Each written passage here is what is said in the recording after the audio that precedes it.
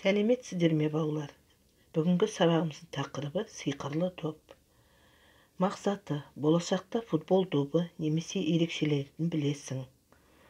Жаңа сөздер: сұйық жидкий, атқару выполнить. Футбол өз ойыңмен бөліс. Оқиғаны болжа. Балалар қайда бара жатыр? Олар не нәрсеге таңғалуы мүмкін? Қараңдар, анау футбол алаңы ғой.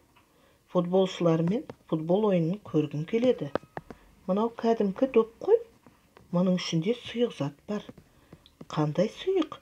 Доп ішінде сұйық зат бола ма? Бұл су, ол сұйық. Бұлар сұйық заттар. Жаңылтпашты оқы, өз жаңылтпашыңды құра. Мен суық су іштім, сен сұйық су іштің. Тыңда, доп. Мынау доп. Бұл доптың ішінде сұйық зат бар. Балалар доп ойнаған кезде ол қатты затқа айналады. Балалар футбол ойнап болған соң допты ашып, қатты затты ішінен алып шығады. Бұл зат жарыққа айналып, қараңғы бөлмеде шам қызметін атқара алады. Бұл энергия үнемдеу үшін өте тиімді нәрсе. Дұрыс немесе бұрыс жауапты анықта. Доптың ішінде сұйық зат құйылады. Балалар доп ойнаған кезде ол қатты затқа айналады. Футбол ойнап болған соң балалар допты лақтырып тастайды.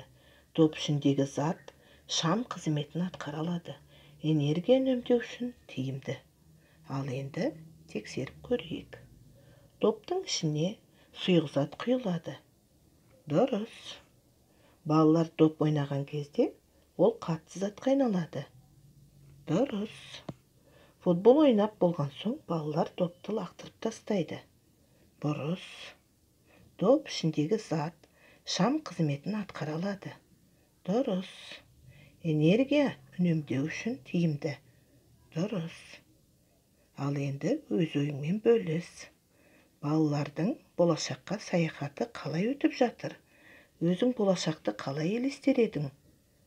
Мен көрер едім. Мен көретін едім. Мен барар едім, мен баратын едім.